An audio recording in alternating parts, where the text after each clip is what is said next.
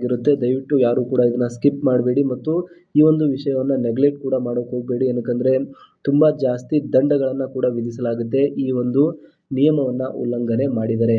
So ಹಾಗಾದರೆ ಏನಿದೆ ಈ ಒಂದು ನಿಯಮ, ಯಾಕೆ ಸರ್ಕಾರ ಇಷ್ಟು ಕಟ್ಟುನಿಟ್ಟಾಗಿ ಈ ಒಂದು ನಿಯಮವನ್ನು ಪಾಲಿಸ್ತಾ ಇದೆ, ಈ ಒಂದು ನಿಯಮದ ಉಲ್ಲಂಘನೆ ಆದಲ್ಲಿ ಒಂದು ದೊಡ್ಡ ದಂಡಗಳನ್ನು ಮತ್ತು ಕೆಲವೊಂದಿಷ್ಟು ಸಂದರ್ಭಗಳಲ್ಲಿ ಶಿಕ್ಷೆಯನ್ನು ಕೂಡ ವಿಧಿಸುವಂಥ ಒಂದು ಪ್ರಕರಣಗಳು ನಡೆದಿವೆ. ಸೊ ಹಾಗಾದರೆ ಏನಿದೆ ಸರ್ಕಾರಿ ನೌಕರರು ಮತ್ತು BPL ರೇಷನ್ ಕಾರ್ಡ್ನ ನಡುವೆ ಇರುವಂಥ ಒಂದು ರಿಲೇಷನ್ ಆ್ಯಂಡ್ ಏಕೆ BPL ಕಾರ್ಡನ್ನು ರದ್ದುಗೊಳಿಸಬೇಕು, ನಿಯಮಗಳು ಏನು ಹೇಳುತ್ತೆ, ದಂಡಗಳ ವಿವರಗಳು ಏನು ಹೇಳುತ್ತೆ ಮತ್ತು ಮೋರ್ ಇಂಪಾರ್ಟೆಂಟ್ ಆಗಿ ಸರ್ಕಾರಿ ನೌಕರರು ಯಾವ ರೀತಿಯಾಗಿ ಈ ಒಂದು BPL ಕಾರ್ಡನ್ನು ರದ್ದು ಮಾಡಬಹುದು, ಈ ಎಲ್ಲ ಒಂದು ವಿಷಯಗಳಿಗೆ ಸಂಬಂಧಿಸಿದಂತೆ ಇವತ್ತಿನ ವಿಡಿಯೋದಲ್ಲಿ ಸಂಪೂರ್ಣವಾಗಿರುವಂಥ ಮಾಹಿತಿಯನ್ನು ನಾವು ಪಡೆಯೋಣ.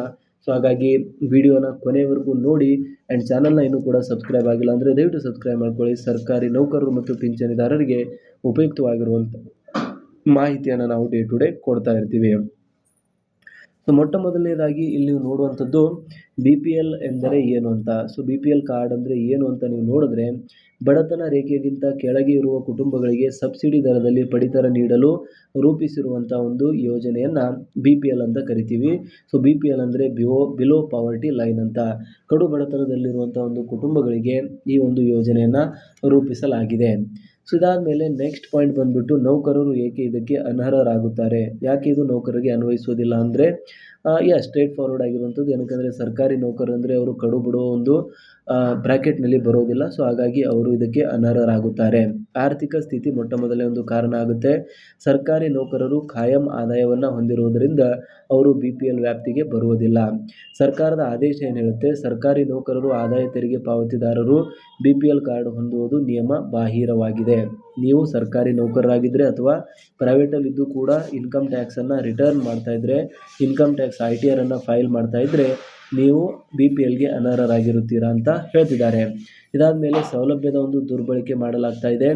ಬಡವರಿಗಾಗಿ ಸಿಗಬೇಕಾದ ಆಹಾರ ಧಾನ್ಯವನ್ನು ಸರ್ಕಾರಿ ನೌಕರರು ಪಡೆಯುವುದು ಅಕ್ರಮವಾಗಿದೆ. ಸೊ ಹಾಗಾಗಿ BPL ಕಾರ್ಡನ್ನು ಸರ್ಕಾರಿ ನೌಕರರು ಅಥವಾ ಇನ್ಕಮ್ ಟ್ಯಾಕ್ಸ್ ರಿಟರ್ನನ್ನು ಫೈಲ್ ಮಾಡುವಂತಹ ಪ್ರೈವೇಟ್ ನೌಕರರು ಹೊಂದಿರಬಾರದು ಅಂತ ಹೇಳಲಾಗ್ತಾ ಇದೆ. ಸೊ ನಿಯಮ ಉಲ್ಲಂಘನೆಗೆ ಯಾವ ರೀತಿಯಾದಂಥ ಒಂದು ನಿಯಮಾವಳಿ ಇದೆ ಅಂದರೆ, ಕಾನೂನು ಬಾಹಿರ BPL ಅರ್ಹತೆ ಹೊಂದಿಲ್ಲದಿದ್ದರೂ ಸುಳ್ಳು ಮಾಹಿತಿ ನೀಡಿ ಕಾರ್ಡ್ ಪಡೆದು ಅದು ಕಾನೂನು ಅಪರಾಧವಾಗುತ್ತದೆ.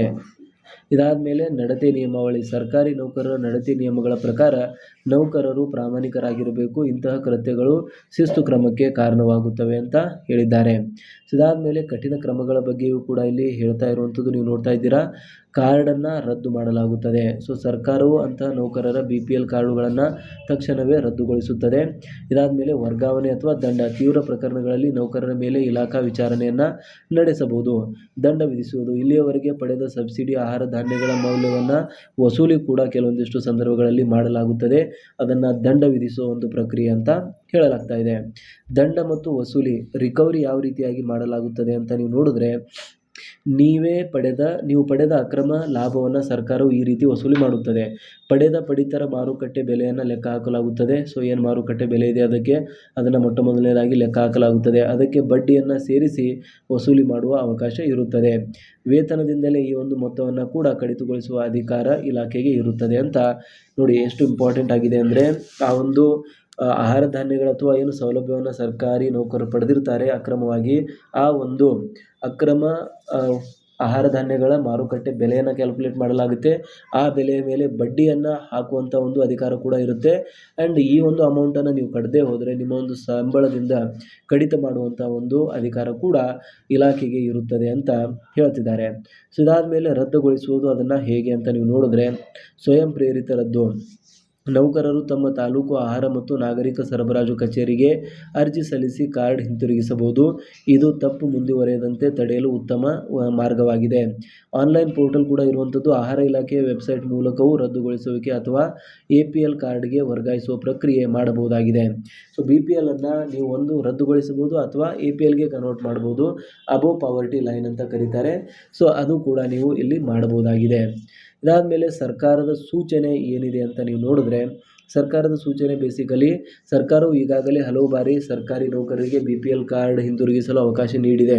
ಸಮಯ ಮೀರುವ ಮುನ್ನ ಹಿಂದಿರುಗಿಸಿದರೆ ಮುಂದಿನ ಶಿಸ್ತು ಕ್ರಮಗಳಿಂದ ತಪ್ಪಿಸಿಕೊಳ್ಳಬಹುದಾಗಿದೆ ಅಂತ ಹೇಳ್ತಾರೆ. ಇದಾದಮೇಲೆ ಇಂಪಾರ್ಟೆಂಟ್ ಮುಖ್ಯ ಅಂಶಗಳನ್ನು ನೋಡಿದ್ರೆ, ಅರ್ಹತೆ ಸರ್ಕಾರಿ ನೌಕರರು ಮತ್ತು BPLಗೆ ಅನರ್ಹರಾಗಿರ್ತಾರೆ. ಕ್ರಮ ಏನಾಗುತ್ತೆ ಅಂದರೆ ಕಾರ್ಡ್ ರದ್ದು ಪ್ಲಸ್ ದಂಡನ್ನು ವಿಧಿಸಲಾಗುತ್ತೆ. ಜವಾಬ್ದಾರಿ ನೌಕರನೇ ಸಂಪೂರ್ಣ ಇದಕ್ಕೆ ಹೊಣೆಯಾಗಿರ್ತಾರೆ ಅಂತ. ಸೊ ಅರಿವಿದ್ದರೆ ಅಪರಾಧವನ್ನು ತಪ್ಪಿಸಬಹುದು. ಸೊ ಹಾಗಾಗಿ ಈ ಒಂದು ವಿಡಿಯೋದಲ್ಲಿ ನಾವು ಸರ್ಕಾರಿ ನೌಕರರು ಯಾಕೆ BPL ಕಾರ್ಡನ್ನು ಹೊಂದಿರಬಾರ್ದು ಆ ಒಂದು ವಿಷಯಕ್ಕೆ ಸಂಬಂಧಿಸಿದಂತೆ ಇಂಪಾರ್ಟೆಂಟ್ ಆಗಿರುವಂಥ ಒಂದು ಡಿಸ್ಕಷನ್ನ ಮಾಡಿದ್ದೇವೆ.